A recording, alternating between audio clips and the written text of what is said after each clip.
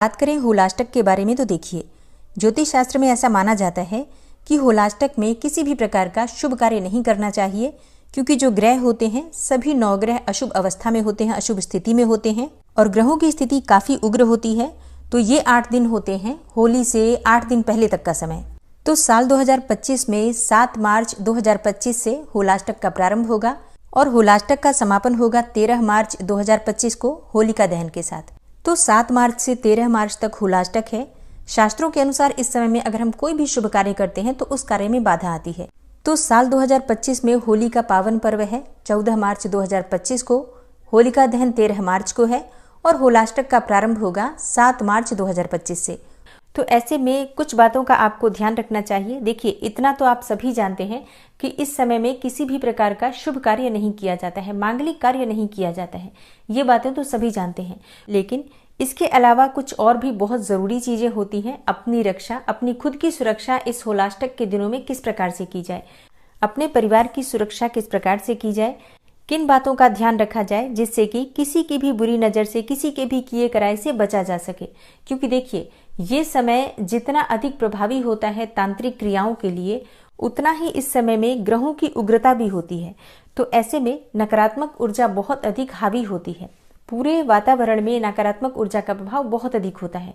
तो ऐसे में बेवजह घर में कलह क्लेश का होना, बेवजह की बीमारियां बढ़ना या फिर दुर्घटना के शिकार हो जाएं, इस प्रकार की समस्याएं आम हो जाती हैं होलाष्टक के दिनों में। तो इसके लिए कुछ बातों का ध्यान रखना चाहिए जिससे कि हमारा परिवार सुरक्षित रहे। तो आज की वीडियो में मैं इसी बारे में बात करने वाली हूँ कि क्या आपको होलाष्टक के दिनों में करना चाहिए जिससे कि आप पूरी तरह से सकारात्मक ऊर्जा के प्रभाव में रहें और किसी भी प्रकार की नकारात्मक ऊर्जा आपके घर में, आपके परिवार में प्रवेश न कर सके। देखिए, कुछ चीज़ें जो बिल्कुल भी आपको नहीं करनी चाहिए, जैसे कि होलाष्टक के दिनों में दूसरे का अन्न सेवन नहीं करना चाहिए। अब इसका मतलब ये नहीं है कि आप किसी के यहाँ नहीं खा सकते हैं, लेकिन हाँ, इतना प्रयास जरूर कीजिए कि आप जिन लोगों को जानते ना हो या जिनके ऊपर आपको भरोसा ना हो, ऐसे लोगों के यहाँ इस समय में होलाष्टक के दिनों में कुछ भी खाने या पीने से बचिए। क्योंकि इस समय में कई लोग ऐसे भी होते हैं जो तंत्र क्रिया करते हैं और कुछ लोग तो प्रसाद के नाम पर भी कई चीज़ें ऐसी दे देते हैं जो आपके लिए परेशानी का कारण बन सकती हैं। तो इसके लिए आपको अपनी सुरक्षा के लिए, अपने परिवार की सुरक्षा के लिए इस बात का ध्यान जरूर रखना है। बच्चों को भी जरूर ये बातें बताइए कि किसी भी अनजान के द्वारा दी हुई चीज़ें वो ना ग्रहण करें। और हाँ, होलाष्टक में एक और चीज़ का ध्यान रखा जाता है। शाम को संध्या होने के बाद, मतलब जब शाम हो जाती है, तो संध्या काल के बाद अपने कपड़े कभी भी बाहर नहीं रखने चाहिए। जैसे कि तार पर कपड़े सूख रहे होते हैं और हम रात्रि में भी छोड़ देते हैं कि अगले दिन फिर सूख जाएंगे तभी उठाएंगे, ये आपको होलाष्टक में नहीं करना है। और हाँ, वैसे ये काम कभी भी नहीं करना चाहिए। रात्रि में आप सभी जानते हैं नकारात्मक शक्तियां बहुत अधिक प्रभावी होती हैं। ऐसे में हमें अपने कपड़े रात्रि में कभी भी बाहर नहीं रखने चाहिए। लेकिन अगर आप हमेशा ऐसा करते भी हैं तो होलाष्टक के दिनों में तो भूल से भी मत कीजिए। सूर्य अस्त होने से पहले जो भी कपड़े आपके बाहर हैं सभी कपड़े अंदर कर लीजिए। अब जैसे कि बहुत से लोगों के प्रश्न होंगे कि कपड़े गीले रहते हैं तब क्या करें। देखिए, कपड़े गीले हैं अगर, तब भी आप ऐसी व्यवस्था रखिए कि आप रात्रि में वो कपड़े अंदर रख लें और फिर सुबह जब सूर्योदय होता है उस वक्त आप कपड़े दोबारा से सुखाने के लिए डाल सकते हैं। लेकिन रात्रि में भूल से भी किसी के भी कपड़े बाहर न रहें, इस बात का ध्यान रखिए। और तीसरा कार्य जो आपको ध्यान रखना है, होलाष्टक में कभी भी खुले बालों में बाहर नहीं निकलना चाहिए। ऐसा माना जाता है कि खुले बालों में नकारात्मक ऊर्जा का प्रभाव बढ़ जाता है।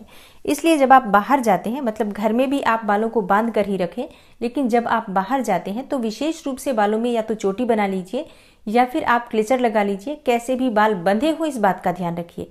खुले बालों में भूल से भी मत रहिए।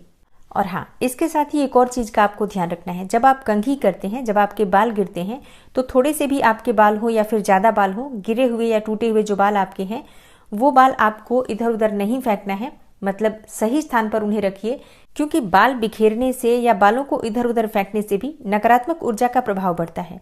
घर में कलह क्लेश बढ़ता है, बीमारियां बढ़ती हैं और आर्थिक तंगी बढ़ती है। तो बालों को सही स्थान पर रखें, मतलब जहां आप उन्हें फेंकते हैं इस बात का ध्यान जरूर रखें कि कहीं पर भी वो इधर उधर उड़ते हुए, बिखरते हुए ना दिखाई दें। तो ये ऐसे कार्य हैं जो आपको होलाष्टक में नहीं करना है।